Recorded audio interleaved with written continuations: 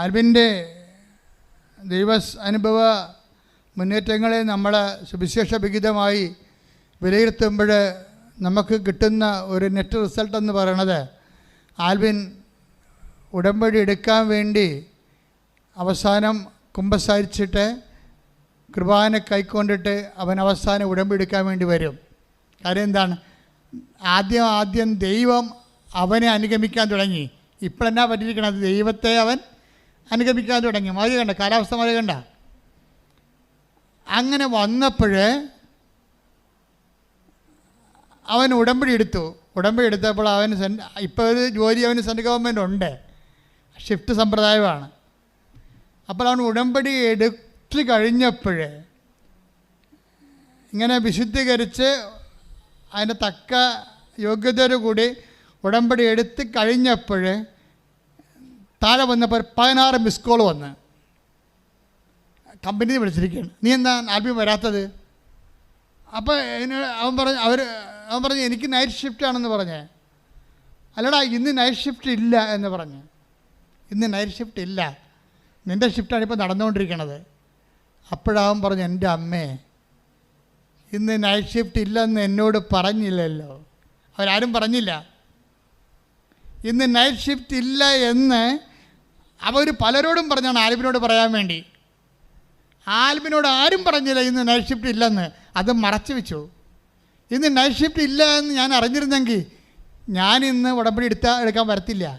അപ്പോഴമ്മയാണ് മറച്ചു വെച്ചത്. ഞാൻ ഉടമ്പടി എടുക്കാനെന്ന്. ശ്രുതികട ഹല്ലേലൂയ.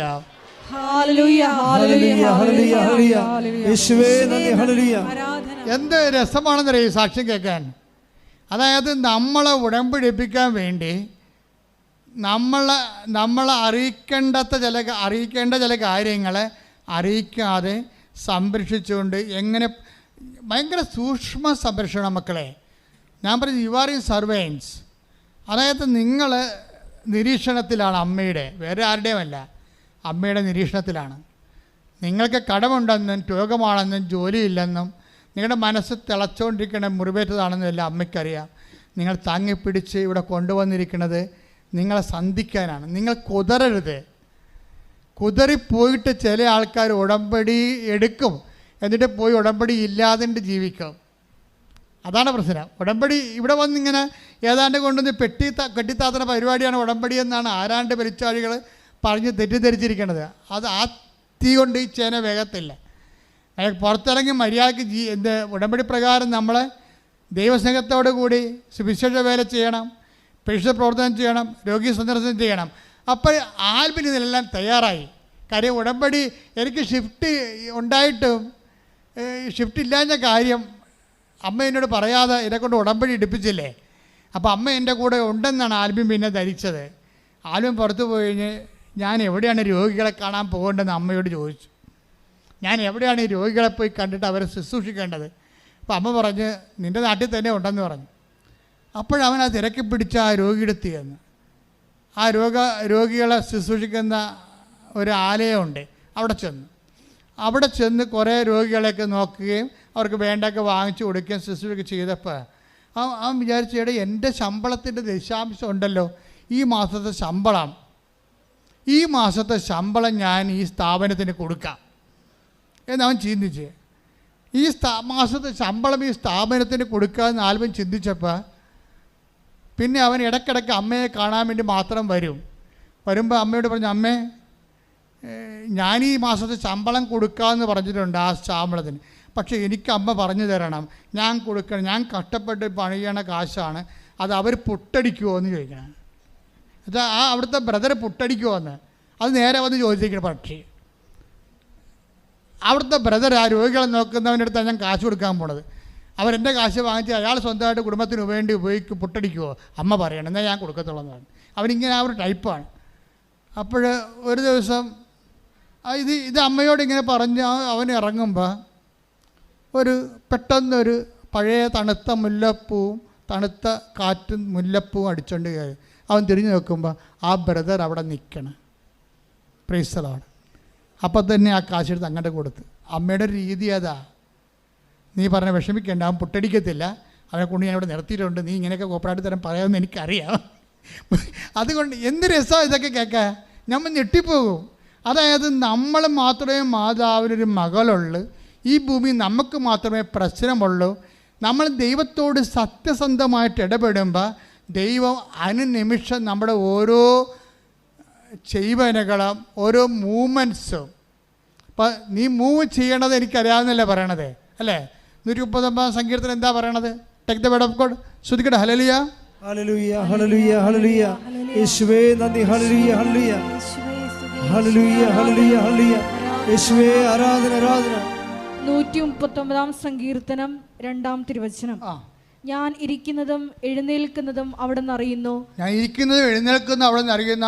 എന്റെ വിചാരങ്ങൾ അവിടെ നിന്ന് അകലെ നിന്ന് മനസ്സിലാക്കുന്നു. എന്റെ വിചാരങ്ങൾ അവിടെ നിന്ന് അകലെ നിന്ന് മനസ്സിലാക്കുന്ന. എന്റെ നടപ്പും കിടപ്പും അങ്ങ് പരിശോധിച്ചറിയുന്നു. നടപ്പും കിടപ്പും അങ്ങ് പരിശോധിക്കുന്ന. എന്റെ മാർഗങ്ങൾ അങ്ങേക്ക് നന്നായി അറിയാം. എന്റെ മാർഗങ്ങൾ നന്നായി അറിയാം. ഒരു ചിന്ത, take the word of God. ഒരു വാക്ക് എന്റെ നാവിൽ എത്തുന്നതിന് മുമ്പ് തന്നെ, ഒരു വാക്ക് എന്റെ നാവിൽ എത്തുന്ന മുമ്പ് തന്നെ കർത്താവേ അത് അവിടുന്ന് അറിയുന്നു. കർത്താവേ അങ്ങ് അവിടുന്ന് അറിയുന്നു. അതായത് ഒരു ചിന്ത എൻ്റെ ഉള്ളിൽ വരുന്ന മുമ്പ് തന്നെ നീ എന്താണ് മനസ്സിൽ ഓർക്കണത് അതിനെല്ലാം നിന്നോട് മറുപടി പറഞ്ഞുകൊണ്ടിരിക്കുന്ന, നിന്റെ കൂടെ സഞ്ചരിക്കണ ദൈവം. ഉടമ്പടിയിലല്ലാതെ ഇത്രയും കൃത്യമായിട്ട് ഞാൻ ആരിലും ഇന്ന് വരെ എൻ്റെ വ്യക്തിപരമായ അനുഭവത്തിൽ ദൈവത്തെ അനുഭവിച്ച് ഞാൻ കണ്ടിട്ടില്ല. അത്രക്ക് ഭയങ്കരമായ രീതിയിലാണ് ദൈവം സത്യസന്ധമായ ഉടമ്പടി ജീവിതക്കാരോട് ദൈവം ഇൻട്രാക്ട് ചെയ്യുന്ന രീതികൾ. അതിനുശേഷം അവന് പരീക്ഷ 19/3/22 പരീക്ഷ എഴുതി വെച്ചാണ് ഉടമ്പടി എടുക്കുന്നത്. 22 പരീക്ഷയുടെ അവസ്ഥ ഭയങ്കരമാണ്. 22 പരീക്ഷ സെൻട്രൽ ഗവൺമെൻറ് പരീക്ഷ എഴുതിയിട്ടാണ് വന്ന് ഉടമ്പടി എടുക്കുന്നത്. പരീക്ഷയ്ക്ക് പൊട്ടിപ്പോയി, എഴുതി പൊട്ടി. പരീക്ഷ പൊട്ടിയിട്ടില്ല, റിസൾട്ട് വന്നിട്ടില്ല. പക്ഷേ എഴുതിയപ്പോൾ തന്നെ മനസ്സിലായി ഇതിൽ നിന്നൊന്നും കിട്ടാൻ പോണില്ല. പക്ഷേ ഞാൻ തോറ്റാലും കുഴപ്പമില്ല, ഞാൻ ജയിച്ചിരിക്കണം. കാര്യം എന്താണ്? അമ്മ എൻ്റെ കൂടെ സഞ്ചരിക്കണമെന്ന്. അതാണ് പ്രശ്നം. പരീക്ഷ തോറ്റ്, പരീക്ഷ എഴുതി, പക്ഷേ റിസൾട്ട് വന്നിട്ടില്ല. പക്ഷേ പൊട്ടപ്പരീക്ഷയായിരുന്നു, റിസൾട്ട് വന്നിട്ടില്ല. പക്ഷെ തോറ്റാലും എനിക്കത് ഫീലില്ല. എന്താ കാര്യം? അമ്മയെ ഞാൻ അറിഞ്ഞല്ല, കണ്ടല്ല, എൻ്റെ കൂടെ അമ്മ സന്തോഷം എൻ്റെ കൂടെ സഞ്ചരിക്കുന്നുണ്ടല്ല. ആധ്യാത്മികമായ ആന്തരിക അഭിഷേകത്തിലെ തകർച്ചകളെ അതിജീവിച്ചുകൊണ്ട് ഇവൻ അങ്ങനെ പോവുകയാണ്. എന്നിട്ട് വരാൻ പോണ തകർച്ചയെപ്പോലും അവൻ മുൻകൂട്ടി അതിജീവിച്ചുകൊണ്ടുള്ള ഒരു ആത്മശക്തി ഇവന് ലഭിച്ചിരിക്കുകയാണ്. ഇതാണ് ആത്മശക്തി എന്ന് പറയുന്നത്. അതായത് തോറ്റാനിക്ക് പ്രശ്നമില്ലെന്നൊക്കെ പറഞ്ഞ ആ ഒരു വകുപ്പിലാണ്. എന്തൊരു അനുഭവമാണെന്ന് ചോദിക്കുക നിങ്ങൾ. എന്നിട്ട് പക്ഷെ അങ്ങനെയല്ല. അമ്മ എന്തു ചെയ്യും? അമ്മ ഇവനോട് പറയും, ഇനി നീ വാങ്ങിച്ച ഒരു കെട്ട് പത്രം വാങ്ങിച്ച് പരീക്ഷ പ്രവർത്തനം ചെയ്യാൻ ഇവന് പ്രയാസം ഉണ്ടായിരുന്നു. അവൻ ഇപ്പോൾ 5 കെട്ട് പത്രം മേടിച്ച് പരീക്ഷ പ്രവർത്തനം ചെയ്തിട്ട് 10 പത്രം വീട്ടിൽ ഇരിപ്പുണ്ട്. അപ്പോൾ അമ്മ പറയും, റിസൾട്ട് വരാനായി, പത്രം 10 വീട്ടിൽ ഇരിപ്പുണ്ടെന്ന് പറയും. എന്ത് രസമായി സാക്ഷ്യം കേൾക്കാന്ന് പറയാ. മറ്റേ നീ തോക്കുമെന്ന് പറഞ്ഞ പരീക്ഷയില്ലേ, അതിൻ്റെ റിസൾട്ട് അടുത്ത ദിവസം വരും. പക്ഷേ നിൻ്റെ പരീക്ഷ പ്രവർത്തനത്തിന് 10 പത്രം എക്സ്ട്രാ വീട്ടിൽ ഇരിപ്പുണ്ടെന്ന് പറയും. ഉടനെ ഇവൻ പരവേശം എടുത്തിട്ട് ആ 10 പത്രം കൊണ്ടുപോയി എല്ലാവർക്കും കൊടുക്കണമല്ല. ഇവൻ പത്രമായിട്ട് പുറത്തിറങ്ങുമ്പോഴുണ്ട് ഈ പരന്താർക്കണ പോലെ വന്ന ആൾക്കാർ പത്രം മേടിച്ചുകൊണ്ട് പോകും. അപ്പോൾ ഇതൊരു പുതിയ കാലമാണ്. ഒരു പത്രം കൊടുക്കാൻ ഞാൻ എന്തുമാത്രം കഷ്ടപ്പെട്ടു. ഇന്ന് പത്രം എന്ന് പറയുമ്പോൾ ആൾക്കാർ ആർത്താർത്ത് വന്ന് വാങ്ങിച്ചുകൊണ്ട് പോവുകയാണ്. അത് വല്ലാത്തൊരു അനുഭവമാണ് അവന്. അവന് പത്രം കൊടുത്ത് തീർന്ന് അപ്പോഴുണ്ട് അവൻ്റെ ബർത്ത്ഡേക്ക് അമ്മയോട് പറഞ്ഞു, അമ്മ ബർത്ത്ഡേയാണ് വരണത് കേട്ടാന്ന് പറഞ്ഞു. അപ്പോൾ അത് തിരിച്ച് പറയാം, പത്രം കൊടുത്തേ എൻ്റെ ബർത്ത്ഡേ വരുന്നുണ്ടെന്ന് പറയും. അപ്പോൾ ബർത്ത്ഡേ അന്ന് തന്നെ റിസൾട്ട് വന്നു, അവൻ പാസ്സായി. ഞാൻ പറഞ്ഞത് ഒരാളെങ്കിലും സഞ്ചരിക്കുന്ന വഴികൾ കണ്ടില്ലേ. പിന്നെ ഉടനെ ടെസ്റ്റിന് വിളിക്കുമ്പോൾ സർട്ടിഫിക്കറ്റ് വെരിഫിക്കേഷൻ ടെസ്റ്റിന് വിളിക്കും. പിന്നെ വേറെ ടെസ്റ്റൊക്കെ ഉണ്ടായിരുന്നു. ആ ടെസ്റ്റിന് മെഡിക്കലും ഓരോ കാര്യപരിപാടിയൊക്കെ ടെസ്റ്റൊക്കെ ഉണ്ടല്ലോ. ആ ടെസ്റ്റിന് അവൻ പറയണത് 1 മണിക്കൂറാണ് എനിക്ക് ടെസ്റ്റിനുള്ളത്. പക്ഷേ എനിക്ക് 1.5 മണിക്കൂർ ഉണ്ടായാലും ചെയ്യാൻ പറ്റത്തില്ല. പക്ഷേ 40 മിനിറ്റ് കൊണ്ട് ഞാനത് ചെയ്ത് മാറ്റി.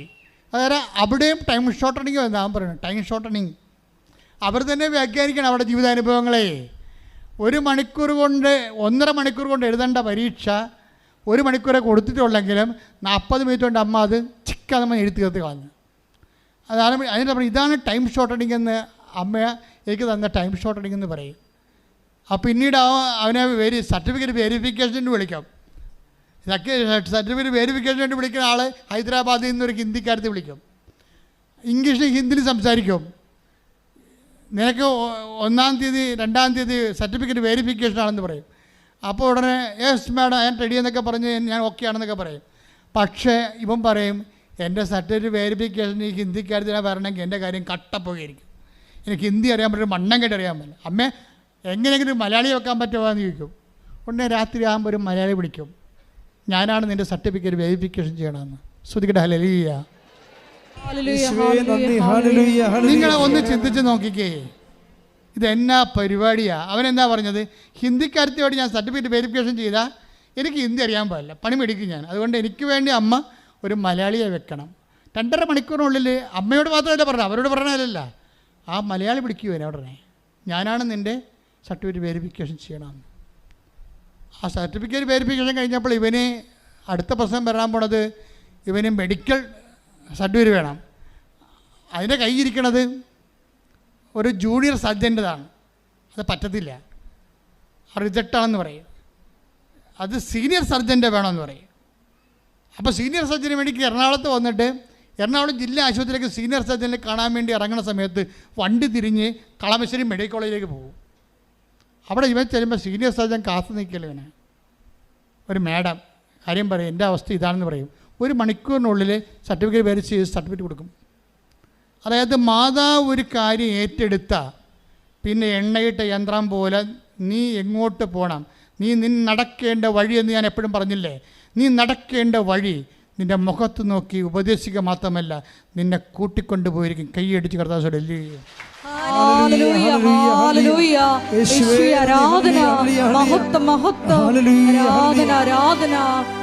അറിവിൻ്റെ സാക്ഷ്യം കേട്ടപ്പോൾ ഇന്നലെ പറഞ്ഞ സാക്ഷ്യമാണ്.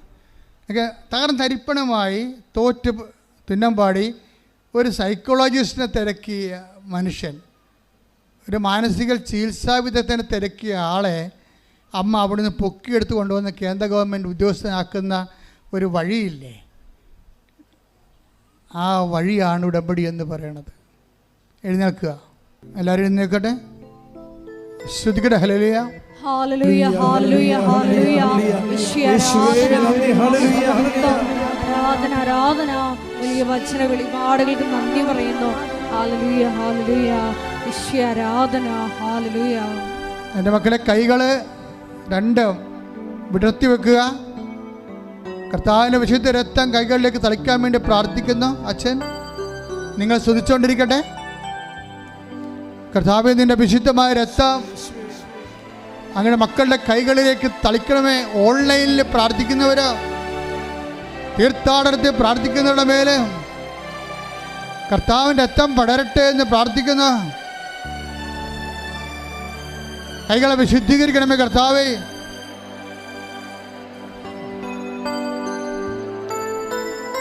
രണ്ട് കൈകളും നെഞ്ചത്ത് വെച്ചുകൊണ്ട്, നെറ്റിയിലും വെച്ചുകൊണ്ട്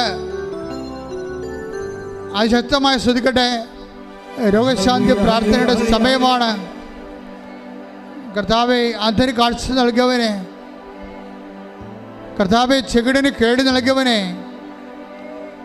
കർത്താവെ ഊമന് സംഭാഷണ ശക്തി നൽകിയവനെ, കർത്താവെ മഹോദരോഗ്യം സുഖപ്പെടുത്തിയവനെ, കർത്താവെ തലവാരോഗ്യം സുഖപ്പെടുത്തിയവനെ, കർത്താവെ മരിച്ചവനെ ഉയർപ്പിച്ചവനെ, നിന്റെ തിരുനാമം സ്തുതി പറയുന്ന കർത്താവെ, ഉച്ച മുതൽ ഉള്ളങ്കാൽ വരെ ഓരോ കോശങ്ങളിലും ഓരോ പെശുകളിലും രക്തഞരമ്പുകളിലും ആന്തരിക അവയവങ്ങളിലും തലച്ചോറിലും തൊണ്ടയിലും ഹൃദയത്തിലും കരളിലും ഉദരത്തിലും കുടലിലും ആന്തരിക അവയവങ്ങളിലും ഗർഭാശയത്തിൽ മൂത്രാശയത്തിൽ ആമാശയത്തിൽ പ്രശ്നങ്ങളിൽ കർത്താവ് അസ്ഥികളിൽ പേശികളിൽ കർത്താവിൻ്റെ രക്തം പടരട്ടെ.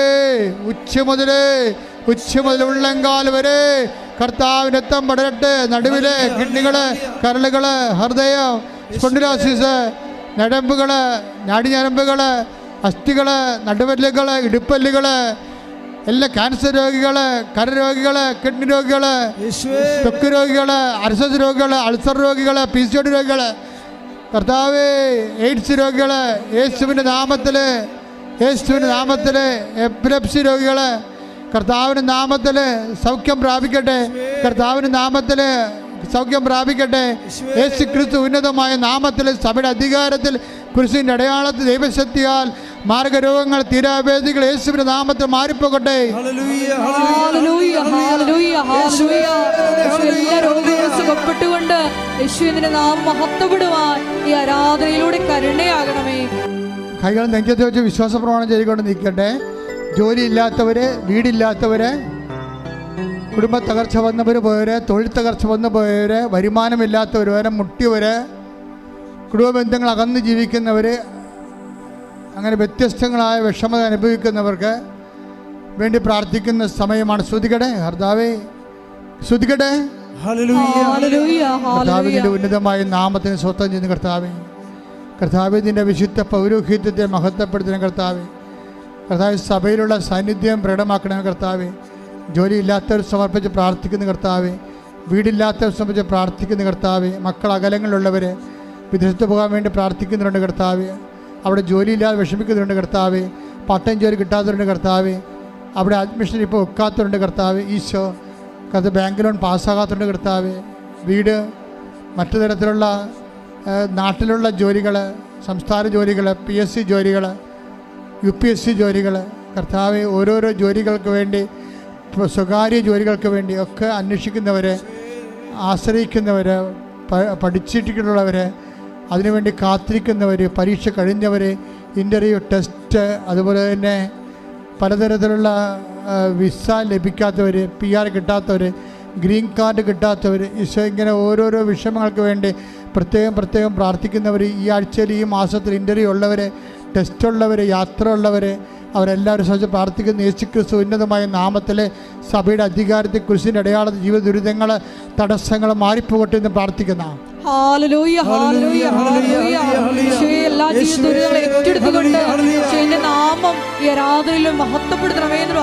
മുട്ടനിക്കുക. അച്ഛൻ പറയാത്ത വിഷയങ്ങൾക്ക് വേണ്ടി ഓർത്ത് നിങ്ങളുടെ വിഷയം റെഫർ ചെയ്തിട്ടില്ലെങ്കിൽ, ആൾക്കാരെ പറഞ്ഞിട്ടില്ലെങ്കിൽ ഇപ്പോഴേ പരിശുദ്ധ അമ്മയുടെ മാധ്യസ്ഥത ഈശോയ്ക്ക് സമർപ്പിക്കുക.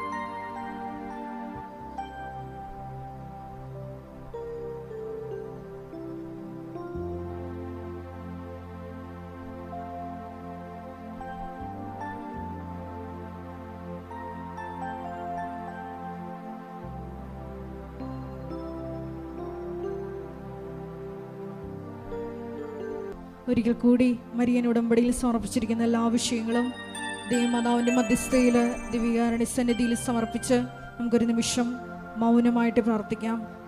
നോമ്പിൻ്റെ ഈ കാലയളവിൽ അനുദപിച്ച് പൂർണ്ണമായി സുവിശേഷത്തിൽ വിശ്വസിച്ച് നിന്നിലേക്ക് തിരിയുവാൻ ഈശോയെ ഇന്നത്തെ ആരാധന, ഉടമ്പടി വചനങ്ങൾ ഞങ്ങളെ പ്രത്യേകമായി സഹായിക്കണമേ, ഞങ്ങളെ അഭിഷേകത്താൽ നിറയ്ക്കണമേ എന്ന് പ്രാർത്ഥിച്ചുകൊണ്ട് ശിരസ് നമിച്ച് നമുക്ക് ദിവ്യകാരുണ്യനാഥൻ്റെ ആശീർവാദം സ്വീകരിക്കാം.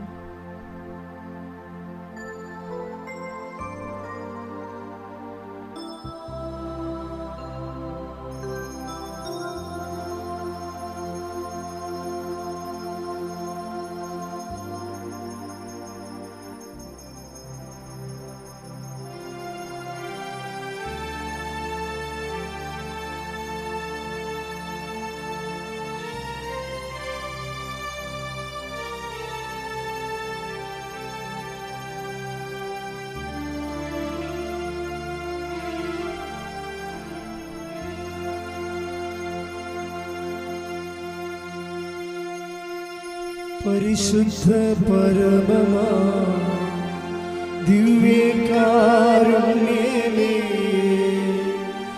എന്നും അങ്ങേയ്ക്കാരാധന.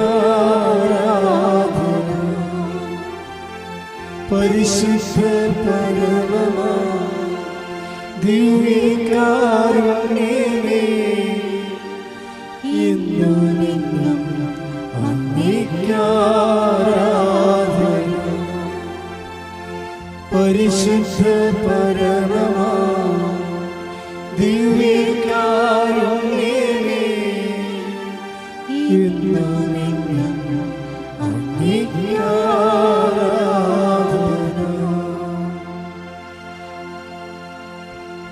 ആവേ